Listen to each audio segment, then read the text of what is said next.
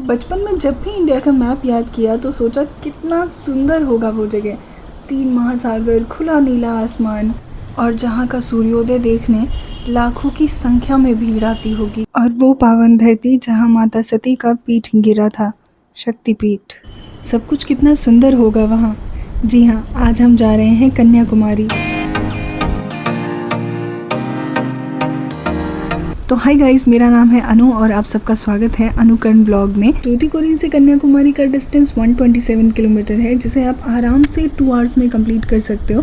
पर हमने ये जर्नी अपने छोटे से बेटे के साथ प्लान की थी, तो ऑब्वियसली जर्नी थोड़ी स्मूथ होनी चाहिए, इसलिए हम सफ़र में नज़ारों का आनंद लेते हुए ब्रेक लेते हुए जाएंगे। तो चलिए चलते हैं कन्याकुमारी।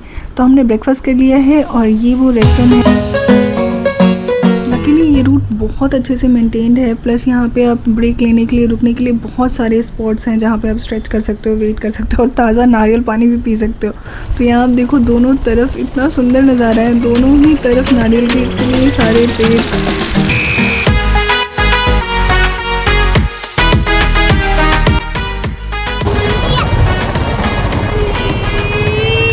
कन्याकुमारी पहुंचने का रास्ता जितना खूबसूरत है, उतनी ही खूबसूरत कन्याकुमारी से रिलेटेड स्टोरीज भी हैं। कथा के अकॉर्डिंग परशुराम जी, जो भगवान विष्णु के छठे अवतार हैं, उन्होंने इस जगह पे आके भगवान शिव की तपस्या की थी और उनके परशु से निकले जल से इस जगह का शुद्धिकरण हुआ था। बाद में पांड्य राजाओं ने यहाँ भागवती अम्मान टेम्पल का निर्माण करवाया था। वैसे क्या आपको पता है कि भगवान परशुराम का गुस्सा कितना तेज था? एक बार उन्होंने गुस्से में आकर अपने परशु से 21 टाइम्स पृथ्वी को क्षत्रिय रहित करने का काम किया था। बाद में उनको इस चीज़ का पश्चाताप हुआ और फिर उन्होंने अपना परशु महेंद्रगिरी पर्वत में गाड़ दिया। बात करते करते हम पहुंच चुके हैं कन्याकुमारी और यहाँ हम रुके हैं श्री कुमारी रेस्टोरेंट में। यहाँ हमने वेज थाली लिया है। ये एक पूरा वेज रेस्टोरेंट है, क्योंकि हम आज टेंपल विज़िट करने जाएंगे तो इसीलिए हमने वेज खाना ही प्रेफर किया। वैसे कन्याकुमारी के खाने की अगर मैं बात करूं तो यहाँ के खाने की बात ही अलग है। यहाँ के लोग सी फूड खाना बहुत पसंद करते हैं और आपको यहाँ पे ताज़ा मछली और अन्य समुद्री खाने की वैरायटी आपको आराम से मिल जाएगी।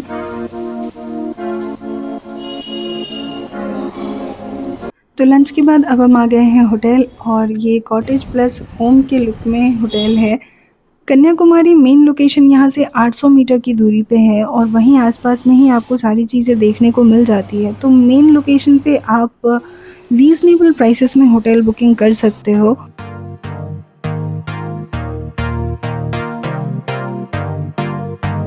तो फाइनली हमें रूम की कीज़ मिल चुकी हैं और ये देखिए रूम कितना प्यारा है।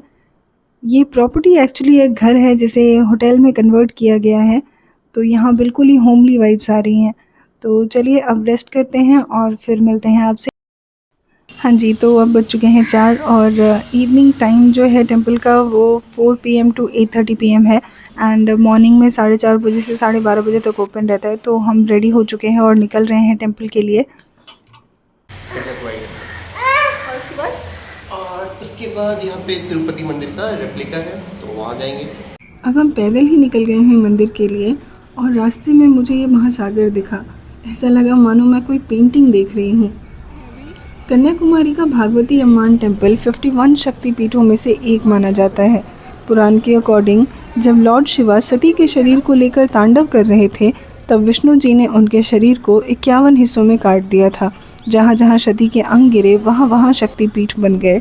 कन्याकुमारी में माता सती का पीठ गिरा था और यहाँ देवी को कन्याकुमारी के रूप में पूजा जाता है। एक कुमारी, तपस्या में लीन देवी, इसीलिए भी इस जगह का नाम कन्याकुमारी पड़ा।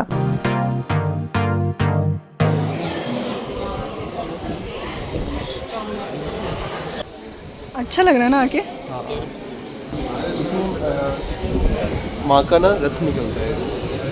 कन्याकुमारी से जुड़ी एक और कहानी जो यहाँ के आकर्षण का केंद्र है।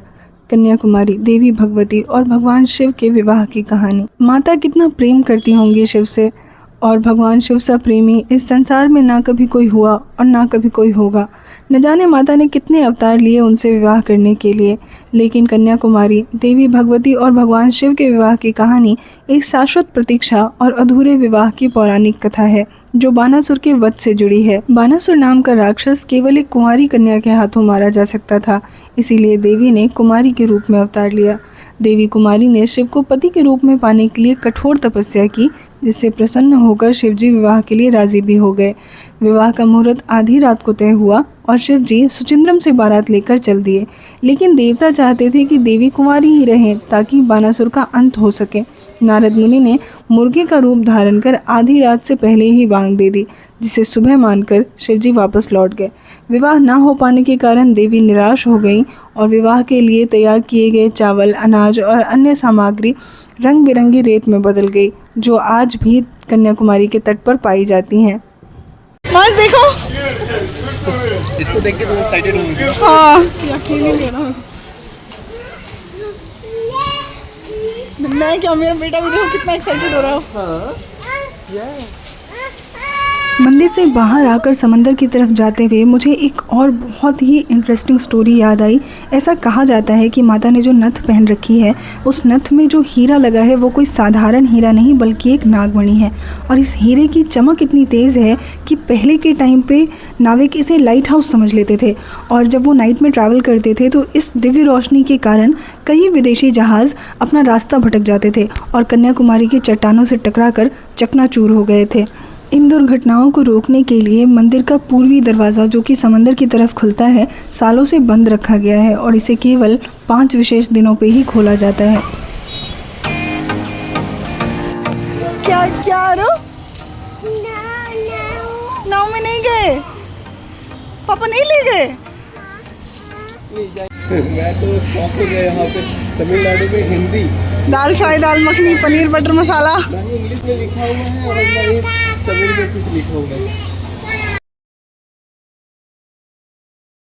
खूबसूरत लग रहा है, कितने सारे फ्लावर्स हैं। ओपन भी हो गया अभी।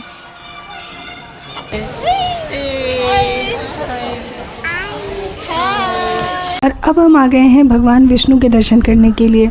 कन्याकुमारी में एक तिरुपति टेम्पल भी है जो श्री वेंकटेश्वर स्वामी टेम्पल के नाम से जाना जाता है। ये टेम्पल आंध्र प्रदेश के तिरुपति टेम्पल का रेप्लिका है और ये लॉर्ड वेंकटेश्वर को डेडिकेटेड है। मंदिर में प्रवेश करने के लिए कोई शुल्क नहीं है, लेकिन आपको कुछ नियमों के पालन करने होते हैं, जैसे कि डिसेंट क्लोथिंग। यहाँ साउथ में जब आप टेंपल में जाते हैं, स्पेशली भगवान विष्णु के टेंपल में, तो मेन को अपने अपर बॉडी के कपड़े रिमूव करने होते हैं, बट यहाँ ऐसा नहीं है। दिन के वक्त ये सीढ़ियाँ इतनी गर्म होती है कि इन पे चलना मुश्किल हो जाता है, तो यहाँ इस तरह से बोरे बिछाए गए हैं और उनके किनारों पे ईंटें भी रखी गई हैं ताकि तेज़ हवाओं से ये उड़ ना जाएं। मैं यहीं रह जाऊँ क्या? रह जाऊँ? ये टेंपल 5.5 एकर्स के एरिया में बना हुआ है और इसका कंस्ट्रक्शन जुलाई 2013 में स्टार्ट हुआ था और इनॉग्रेशन 2019 में। ये विवेकानंद केंद्र के कैंपस में ही शिफ्ट है, जो कि चिन्नामट्टम हार्बर रोड पे है। इस टेंपल की सबसे ख़ास बात यह है कि मंदिर को इस वे में डिज़ाइन किया गया है कि सूर्योदय के वक्त सूर्य की किरणें भगवान के पैरों पर पड़ती है।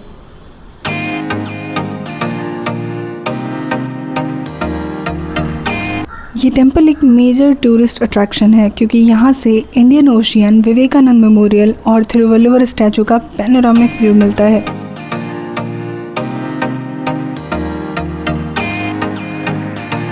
मंदिर में भगवान बालाजी, पद्मावती अम्मा और गरुड़ भगवान के लिए अलग अलग गर्भगृह हैं। मंदिर का वातावरण बहुत शांतिपूर्ण है और समुद्र के किनारे स्थित होने की वजह से ये इसकी सुंदरता में 4 चांद लगा देते हैं। टेंपल का एनवायरनमेंट इतना पीसफुल है कि वहाँ आप खुद को महसूस कर सकते हैं। जब मैं भगवान की प्रतिमा के सामने गई तो उनका मुख देखकर मेरी आंखों में आंसू आ गए और मैं उनसे बस इतना ही कह पाई कि मैंने सुना है भगवान बुलाते हैं, आप तभी जाते हो, तो मैं इंतज़ार करूँगी कि भगवान मुझे तिरुपति कब बुलाते हैं। जाने का मन नहीं कर रहा मानो। तिरुपति टेम्पल आते वक्त हमने रास्ते में एक और टेम्पल देखा था, तो हम रिटर्न में वहाँ पे दर्शन करने के लिए रुक गए। मुझे इधर के टेम्पल्स का आर्किटेक्चर बहुत अट्रैक्ट करता है। दक्षिण भारतीय मंदिर की अगर आर्किटेक्चर की बात करें तो इसे द्रविडियन स्टाइल कहा जाता है, जो कि मेनली 7वीं से 18वीं शताब्दी के बीच डेवलप किया गया था, जिसे पल्लव, चोल, पांड्य, विजयनगर और नायक शासकों द्वारा बनाया गया था। मेनली इसे तमिलनाडु, कर्नाटक, केरल और आंध्र प्रदेश में डेवलप किया गया। इन मंदिरों में सबसे मेन गर्भगृह होता है, जो मंदिर का सबसे पवित्र कमरा होता है, जिसमें मुख्य रूप से जो देवता होते हैं उनकी मूर्ति स्थापित की जाती है। कन्याकुमारी एक से बढ़कर एक रोचक कहानियों और रहस्य से भरा पड़ा है। इसी के पास में सुचिंद्रम नाम का एक प्लेस है जहां थानुमल्यम टेम्पल है, और उस टेम्पल में भगवान शिव, विष्णु और ब्रह्मा यानी त्रिमूर्ति की पूजा एक ही शिवलिंग में की जाती है। वहाँ पे हनुमान जी की एक विशाल प्रतिमा भी है, जो मंदिर में ग्रेनाइट के एक ही पत्थर से बनी 22 फीट ऊंची हनुमान जी की प्रतिमा है। और ऐसा कहा जाता है कि लंका दहन के बाद जब हनुमान जी की पूंछ में आग लगी थी, तो पूंछ की जलन को शांत करने के लिए वो यहाँ आए थे, और इसीलिए भक्त आज भी उनकी पूंछ पर मक्खन लगाते हैं। अच्छा है।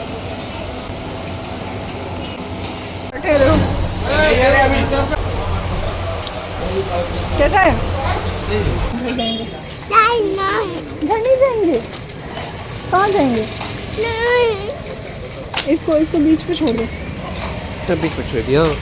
तो अब डिनर के बाद हम यहाँ वॉक पे निकले हैं, और कल हम चलेंगे विवेकानंद मेमोरियल। तो हमारे साथ इस सफ़र में जुड़ने के लिए चैनल को अभी के अभी सब्सक्राइब कीजिए। वीडियो पसंद आई हो तो वीडियो को लाइक करना। और यहाँ हम आए हैं चाय पीने के लिए, और ये बादाम मिल्क देख के मुझे अपने ऑफिस के दिन हैदराबाद के याद आ गए। में आ जाए।